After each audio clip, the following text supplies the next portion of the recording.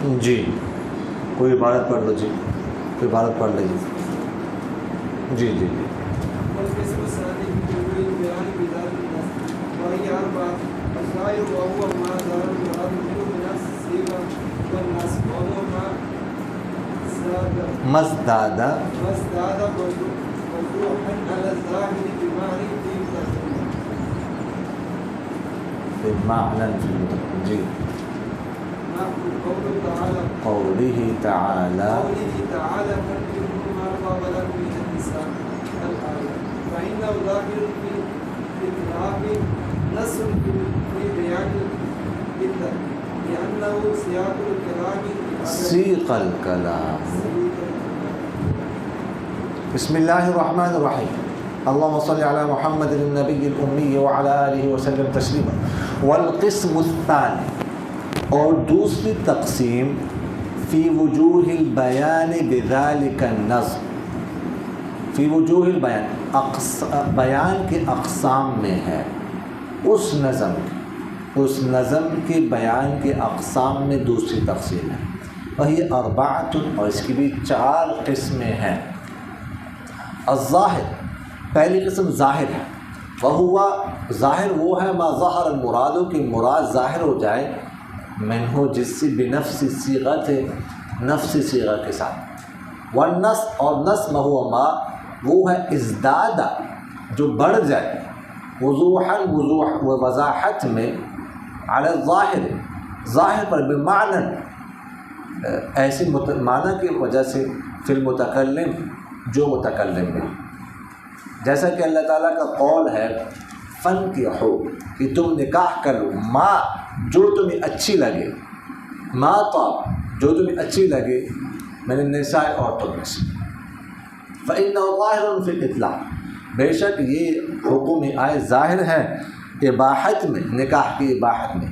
نص ہے فی بیان العدد، عدد کو بیان کرنے میں، اس لیے لأنه سیق الکلام لأجلہ، اس لیے کلام کو لایا گیا، کلام کو چلایا گیا اسی بیان عدد کی وجہ سے۔ اچھا جی، یہاں سے مصنف رحمہ اللہ کتاب اللہ کے تقسیم ثانی کو ذکر کرنے لگے ہیں۔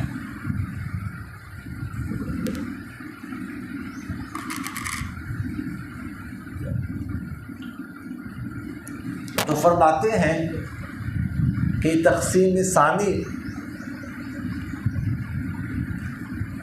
بیان کے اعتبار سے ہے،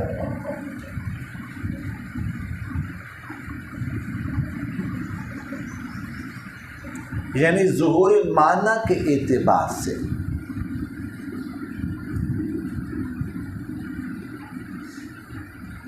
کہ نظم کا معنی کیسے ظاہر ہوگا،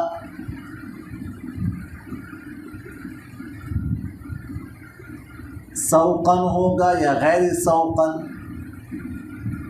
سوقن یا غیر سوقن، یعنی کلام کو اس کے لیے چلایا جائے گا یا نہیں۔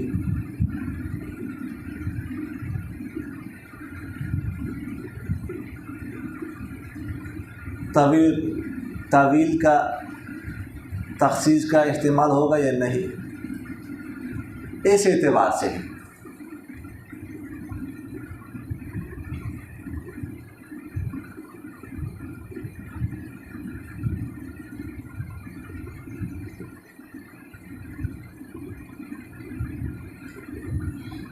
یعنی بالفاظ دیگر نظم کی دلالت معنی پر کس اعتبار سے ہوگی،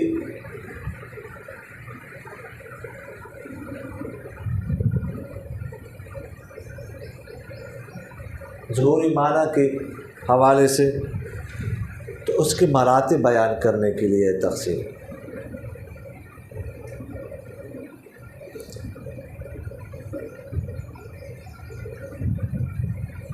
اب اس کی 4 قسمیں ہیں، کتنے قسمیں ہیں؟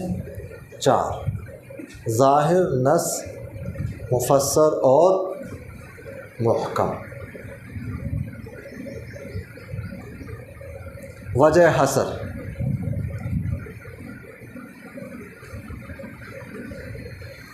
کہ لفظ دو حال سے خالی نہیں، یا تو اس کا معنی ظاہر ہوگا یا نہیں۔ اگر اس کا معنی ظاہر نہیں ہے تو ایسے غیر مطلوب ہے، اگر معنی ظاہر ہے پھر بھی دو حال سے خالی نہیں، ٹھیک ہے۔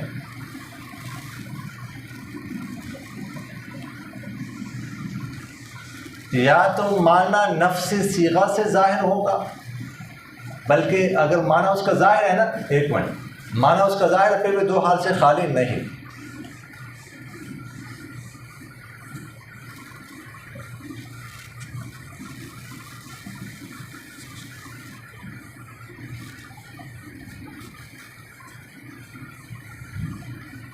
یا اس میں تعبیر و تخصیص کا احتمال ہوگا یا نہیں۔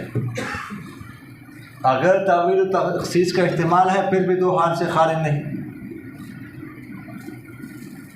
اس کا معنی نفسی صیغہ سے ظاہر ہوگا یا نفسی صیغہ سے ظاہر نہیں ہوگا، بلکہ معنی کو بیان کرنے کے لیے کوئی لفظ لایا جائے گا۔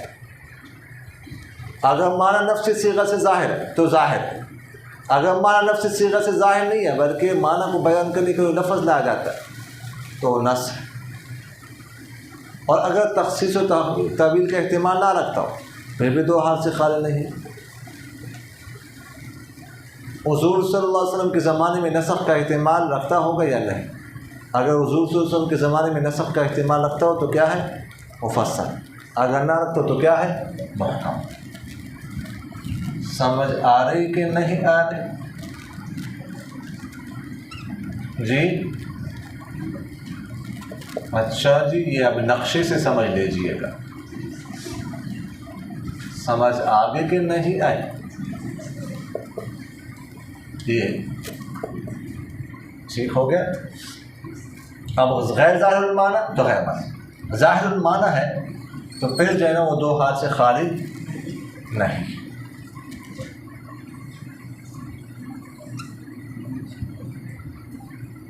یحتمل التأویل والتخصیص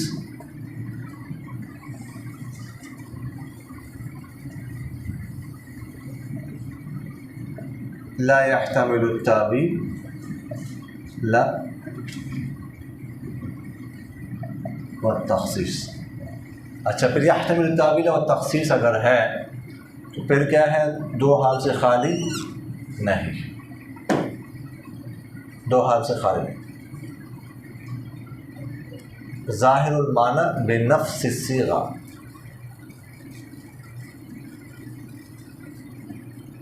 ٹھیک ہے، اور غیر ظاہر المعنی بنفس الصیغہ۔ اگر ظاہر المعنی بنفس الصیغہ تو کیا ہے؟ ظاہر۔ اگر نفس صیغہ سے اس کا معنی ظاہر نہیں ہے تو کیا ہے؟ نص ہے، ٹھیک ہے۔ اگر تعمیل تخصیص کا احتمال نہ ہو تو پھر میں جیسے میں نے آپ سے عرض کی کہ دو حال سے خالی نہیں، یا تو وہ یحتمل النسخ فی زمن الرسول صلی اللہ علیہ وسلم،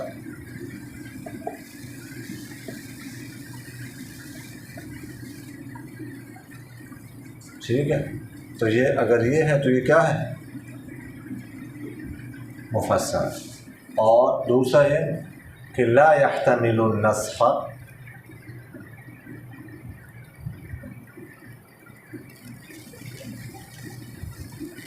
فی زمن الرسول صلی اللہ علیہ وسلم، تو یہ کیا ہے؟ محکم۔ اب سمجھ آ گیا؟ نقشہ سمجھ آ گیا جی؟ جی نقشہ سمجھ تو آ گیا نا؟ تو یہ جو ہے نا اس کی وجہ حسب ہے۔ اب تقسیم ثانی کی جو اقسام ہے پہلے ہم نے یہ پڑھا ہے کہ جو تقسیمات اربعہ ہیں نا، تو ایک تقسیم کے اقسام دوسری تقسیم میں متداخل ہے، متباین نہیں ہے، ایک دوسرے میں داخل ہو سکتی ہے، البتہ ایک تقسیم کے اقسام آپس میں متباین ہوتی ہیں، متداخل نہیں ہوتی۔ لیکن تقسیم ثانی کے اقسام، یہ جو ابھی 4 اقسام ہم نے پڑھی ہے، یہ آپس میں متباین نہیں ہے، متداخل ہے، بس سب میں ظہور و معنی کا اعتبار ہے، کسی میں ادنا ہے اور کسی میں اعلیٰ، یہ ہے بس۔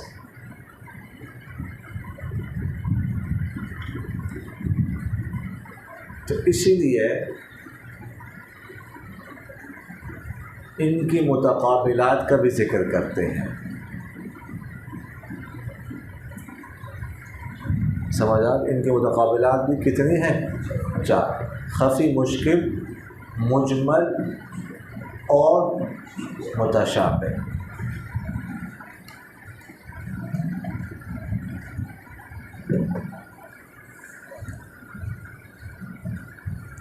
متأخرین تو کہتے ہیں کہ یہ 4 اقسام ظاہر، نص، مفسر اور محکم آپس میں متباین ہیں، متداخل نہیں ہیں۔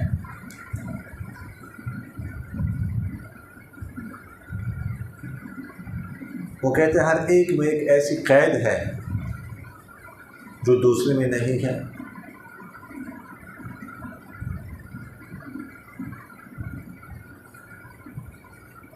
مثلا وہ کہتے ہیں کہ ظاہر میں یہ قید ہے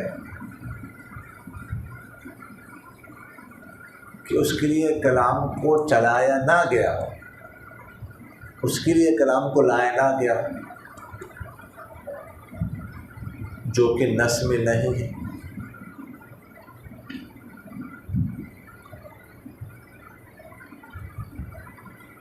اور نص میں یہ ہے کہ وہ تعویل و تخصیص کا احتمال رکھتا ہو، یہ قید ہے، جو کہ مفسر میں نہیں ہے۔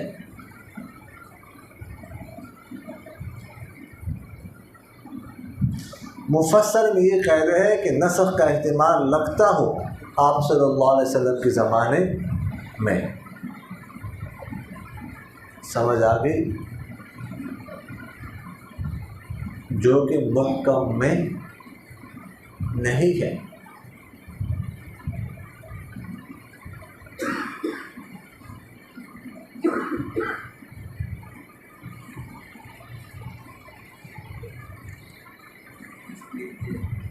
جی اچھا، اور یہ نقشہ بنانا سینا میں، اب ظاہر مفسر دونوں کو پڑھنا ہے، اس واسطے تھوڑے سے غیر لائش سمجھ آ گئی کہ نہیں جائے؟ تو یہ متاخرین کے ہاں تو اس میں یہ قیود ہے، اس لیے وہ کہتے ہیں کہ آپس میں متباین ہے۔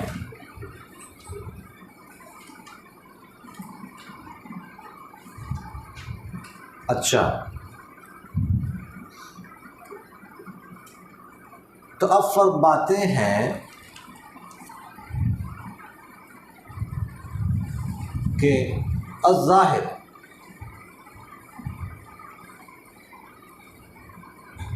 تقسیم ثانی کی قسم اول کو بیان کرنا چاہتے ہیں۔ الظاہر وهو ما ظہر المراد منه بنفس الصیغہ،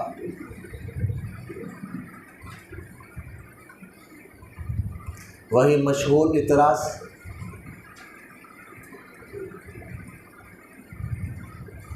کہ ظاہر کی تعریف میں ظاہر لائے ہیں،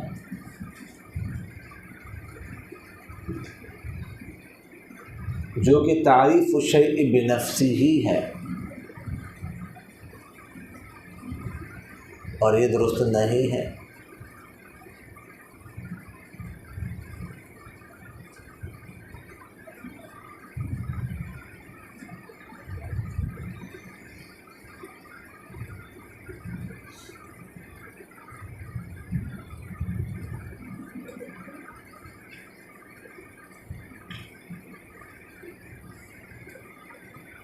اچھا، تو اس کا جواب دے رہے ہیں کہ پہلے ظاہر سے ظاہر اصطلاحی مراد ہے اور دوسری ظاہر سے ظاہر لغوی مراد۔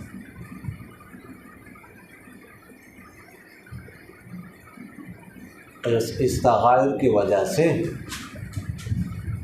تغیر پائے گئے، اب کوئی دور لازم نہیں آتا، وگرنہ یہ تو اعتراض ہوتا ہے نا کہ ظاہر پر موقوف ہے، کہ دور ہے، مستلزم دور ہے۔ اس کا جواب دی کہ تغیر پایا گیا، اس لیے اب یہ دور لازمہ نہیں آتا۔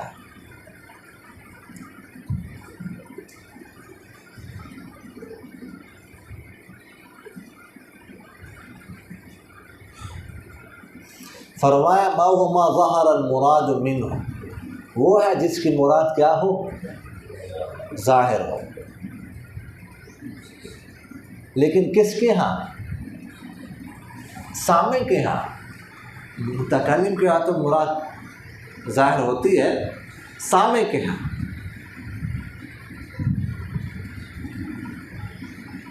بنفس الصیغۃ،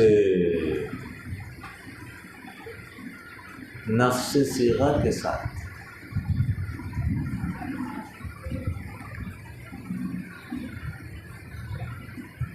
یعنی جو بھی عربی جانتا ہو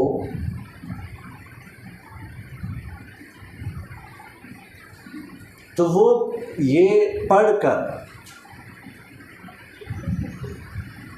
اس کی مراد سمجھ لے کہ اس کی مراد کیا ہے، یا سن کر جس کو عربی آتا ہے وہ مراد سمجھ لے اس کی مراد کیا ہے۔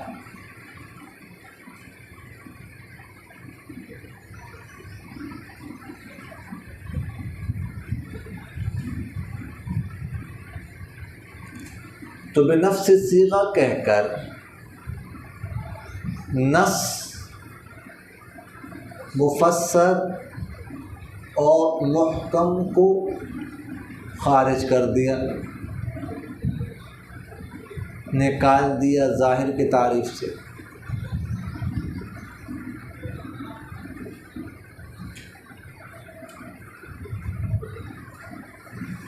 نص کو اس لیے نکالا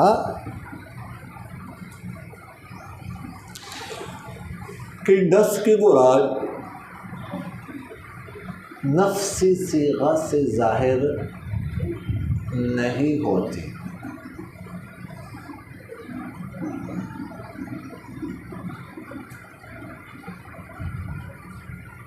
بلکہ اس کی مراد کو ظاہر کرنے کے لیے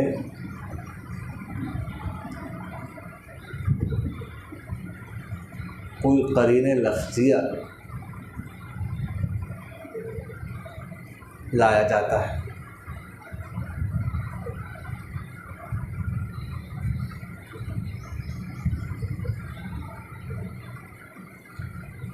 مفسر اور محکم بھی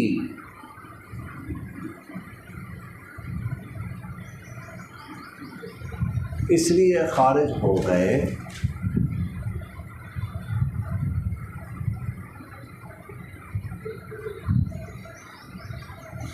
کہ ان دونوں کے لیے بھی کوئی قرینہ لفظیہ یا عقلیہ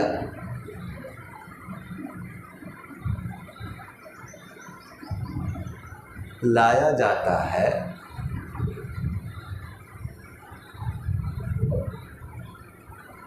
جو مفسر میں تعویل و تخصیص کا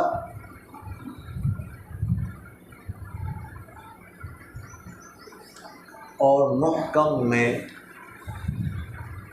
نسخ کا احتمال ختم کر دے۔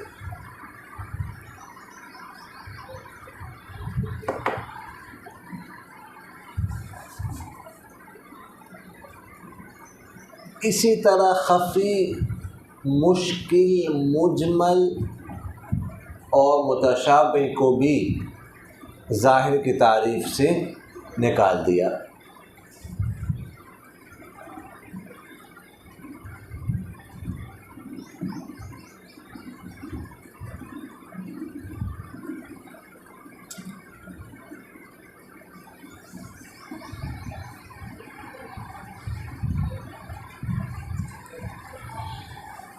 کہ ان کی مراد بھی نفس صیغہ سے ظاہر نہیں ہوتی۔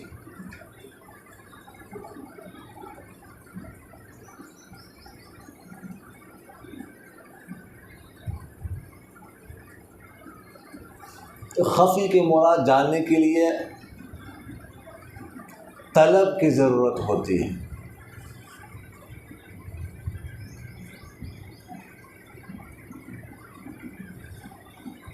اور مشکل کی مراد ظاہر ہونے کے لیے طلب کے بعد تأمل کی ضرورت ہوتی ہے۔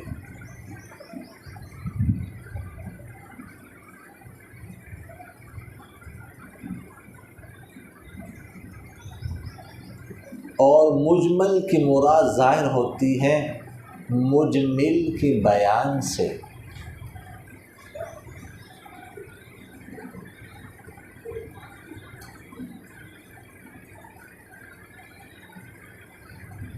اور متشابہ کی مراد تو ویسے ظاہر ہوتی ہی نہیں ہے۔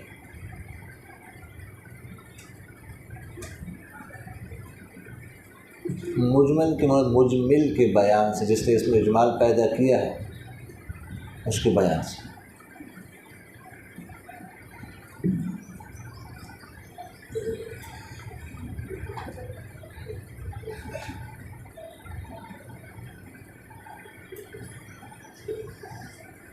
اچھا جی، اب یہاں تک بات سمجھ آ گئی نا؟ تو یہاں تک تو بات تھی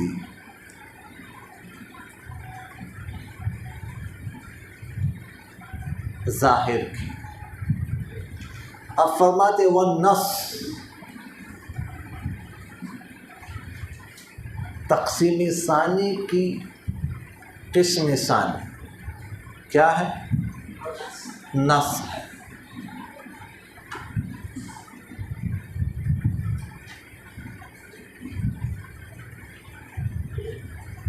نص لفظ نکلے نصصت الدابہ سے، کہ جب جانور کو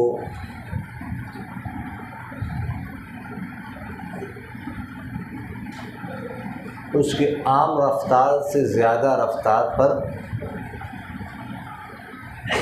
چلانا دوڑانا،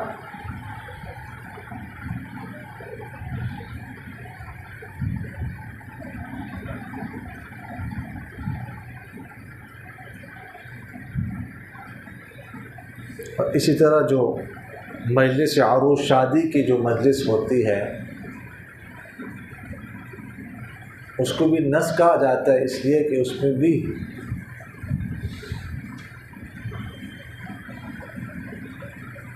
دوسری مجالس کی بنسبت زیادہ تکلفات ہوتے ہیں۔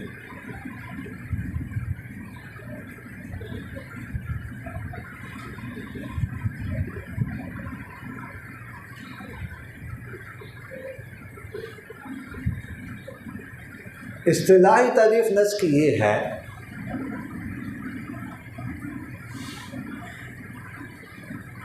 کہ جو وضاحت میں ظاہر سے بڑھ جائے، جس میں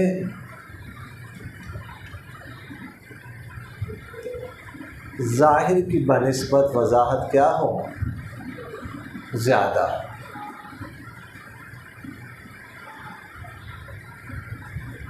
لیکن ایسے معنی کی وجہ سے جو متکلم میں ہو۔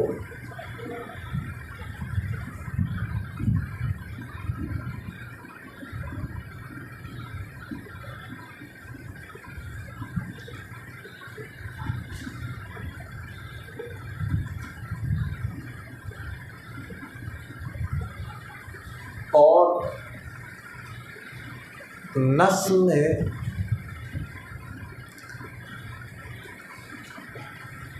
کلام کو لایا ہی اس لیے جاتا ہے نص کی مراد کو بیان کرنے کے لیے.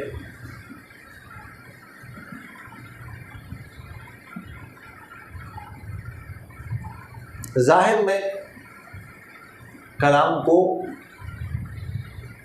نہیں لایا جاتا، ظاہر کے لیے کلام کو چلایا نہیں جاتا، لیکن نص میں کلام کو اسی کے لیے چلایا جاتا ہے.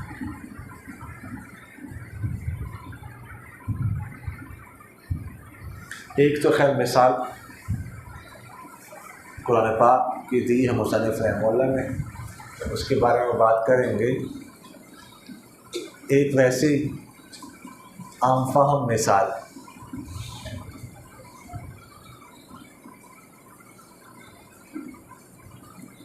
یا آپ کہتے ہیں نا کہ میرے پاس جاءنی القوم، قوم لوگ میرے پاس آئے.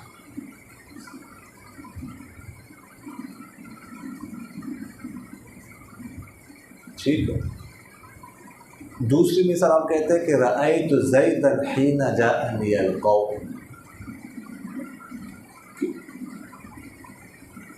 کہ میں نے زید کو اس وقت دیکھا جب لوگ میرے پاس آئے. تو پہلی مثال میں بھی جاءنی القوم، دوسری مثال میں بھی جاءنی القوم. پہلی مثال میں تو قوم کی مجیت ہی بتانا مقصود ہے، لیکن دوسری مثال میں قوم کی مجیت مقصود نہیں ہے. مقصود کیا ہے؟ زید کا دیکھنا.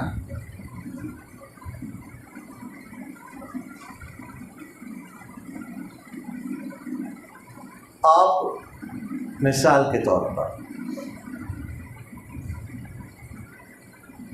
احمد صاحب کو دیکھنا چاہتے ہیں کینٹین کے پاس، سمجھ آ گئی؟ تو وہاں پر عبد الخالق صاحب بھی ان کے ساتھ کیا ہے؟ کھڑے ہیں. یہ بھی نظر آ گیا آپ، سمجھ آ رہی؟ تو عبد الخالق صاحب کا نظر آنا یہ ظاہر ہے. اب دیکھنا اس کو نہیں چاہتے تھے، اس کا چہرہ، لیکن مبارک چہرہ آپ کو نظر آ ہی گیا. آپ نے بچنے کی بہت کوشش کی کہ صبح صبح کا ٹائم ہے اس کا چہرہ نظر نہ ہی آئے، لیکن وہ نظر آ ہی گیا. تو وہ کیا ہے؟ ظاہر. اور احمد صاحب کا دیکھنا کیا ہے؟ نص ہے. سمجھ آگے کہ نہیں آئی؟ تو یہ مثال. اب قرآن پاک میں اللہ تعالیٰ نے ارشاد فرمایا فَانْكِحُوا مَا طَابَ لَكُم مِّنَ النِّسَاءِ مَثْنَىٰ وَثُلَاثَ وَرُبَاعَ، کہ تم نکاح کر لو جو تمہیں اچھی لگے، عورتوں میں سے 2 2 اور 3 3 اور 4 4. یہاں پر مثنا و ثلاث و رباع کا معنی 2 3 4 نہیں ہے، 2 2 3 3 اور 4 4 ہے. سمجھ آ گئی؟ آپ کسی بھی اردو ترجمے کو اٹھا لیں، آپ دیکھ لیں کسی نے بھی اس کا ترجمہ 2 3 4 نہیں کیا ہوگا، 2 2 3 3 4 4 ہی کیا ہوگا. آپ دیکھ لیں، کیونکہ معنی یہی ہے. تو اس لیے بعض حضرات تو یہ فرماتے ہیں کہ کم سے کم ایک شخص 18 عورتوں سے شادی کر سکتے ہیں، نکاح کر سکتے ہیں. وہ کیسے ہو گئے؟ قرآن سے ثابت. 2 2 تو 2 2 کتنے ہوئے؟ 4. 3 3 6 6 اور 4 10. رباع 4 4 8. تو 8 10 کتنے؟ 18. بعض کہتے ہیں کہ 9 کے ساتھ کر سکتے ہیں، چلے اس کو ڈبل نہ ہی کر تو سنگل تو رکھو کم سے کم 2 3 4، تو 2 کے ساتھ 3 ملاؤ کتنے 5، 5 کے ساتھ 4 ملاؤ کتنے 9 جی۔ کوئی مشکل نہیں، تو آپ لوگوں نے مشکل کی، مشکل تو کوئی نہیں، شادی تو آسان، ہم نے مشکل کی جی۔ کیا کہتے ہیں یہ کیا ہے؟ وہ کاشا کے گھر والے کہتے ہیں کہ وہ کاشا بھی چھوٹا ہے، ہاں اب یہ پتہ نہیں چھوٹا کیا مراد ہے، یہ چھوٹا ہے اس کا چھوٹا ہے پتہ نہیں، لیکن چھوٹا ہے اتنا جو ہے نا یہ کہہ رہے ہیں،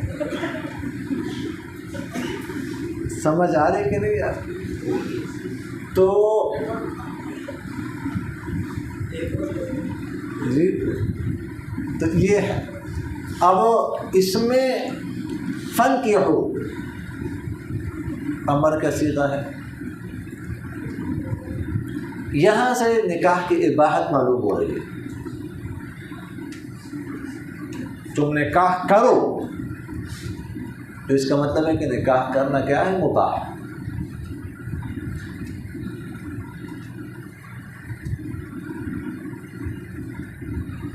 اگرچہ امر سے وجوب ثابت ہوتا ہے،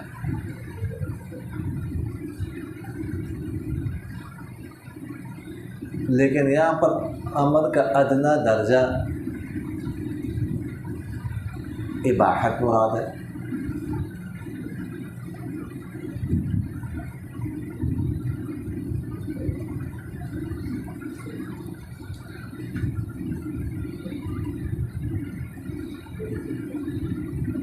تو یہ ہے ظاہر،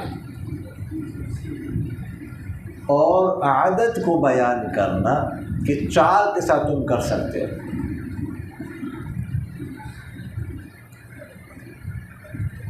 یہ ہے مفسر، نہ کیا نام ہے نص، یہ کیا ہے نص، اسی کے لیے کلام کو لایا گیا ہے، عادت بیان کرنے کے لیے۔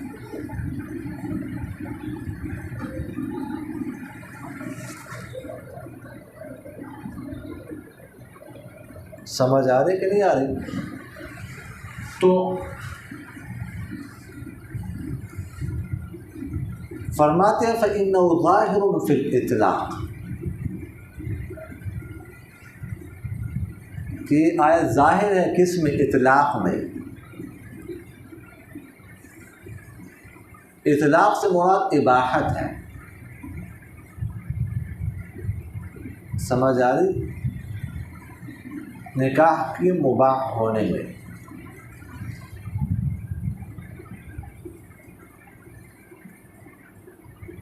اچھا اب سوال یہ پیدا ہوتا ہے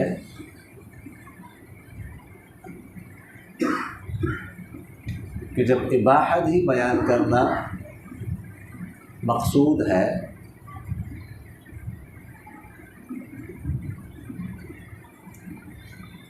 تو اطلاق کا لفظ کیوں لائے ہیں؟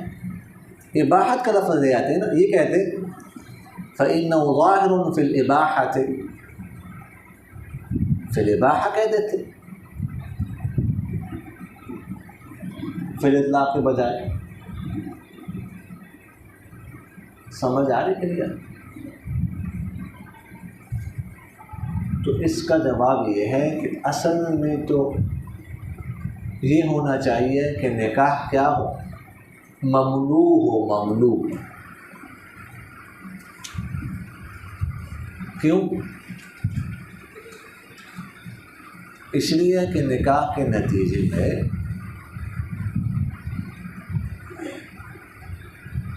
ایک آزاد عورت پابند ہو جاتی ہے شوہر کے،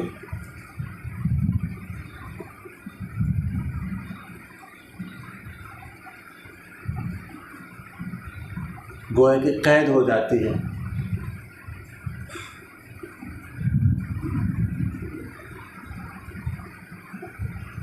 تو یہ تو درست نہیں ہے.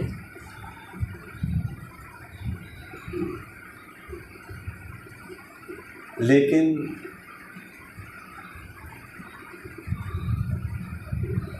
توالد اور تناسل کے سلسلے کو بڑھانے کے لیے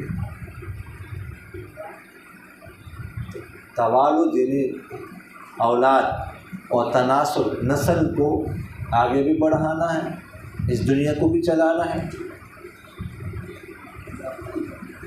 ہاں جی، امت میں اضافہ کرنا ہے جی. تو اس کو ضرورتاً جو ہے نا وہ جائز قرار دیا گیا.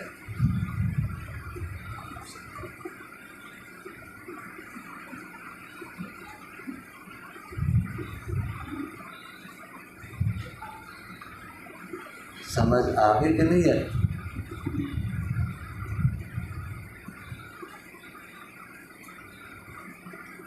تو اطلاق کا لفظ آئے،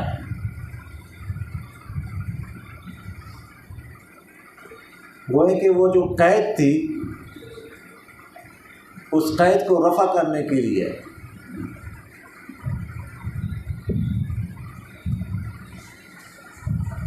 ٹھیک ہے یہ لفظ آئے.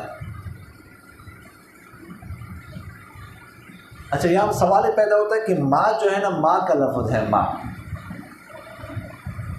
اور ماں آپ لوگوں نے پڑھا ہے کہ غیر ذوی العقول کے لیے آتا ہے نا، ماں طاب لکم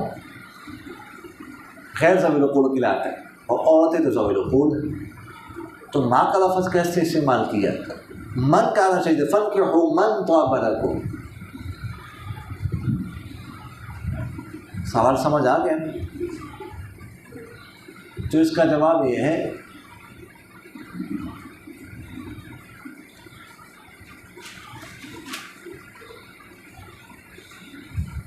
کہ ماں غیر ذوی العقول کے ساتھ تب خاص ہوتا ہے جب اس سے مراد ذات ہو.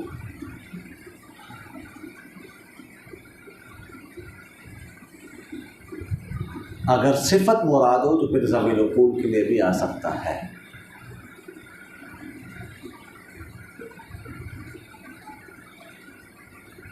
یہاں پر صفت مراد ہے. اصل میں یوں ہے، فانکحوا المتصفة بأي صفة كانت بكرا كانت أو ثيبا جميلة كانت او غیرها. تو یہ مراد. دوسرا جواب بعض حضرات نے یہ بھی دیا ہے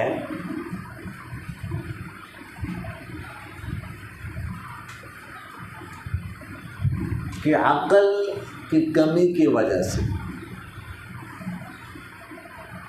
ناقصات العقل ہونے کی وجہ سے ان کو، عورتوں کو غیر ذوی العقول کے ساتھ ملا دیا. وما علینا الا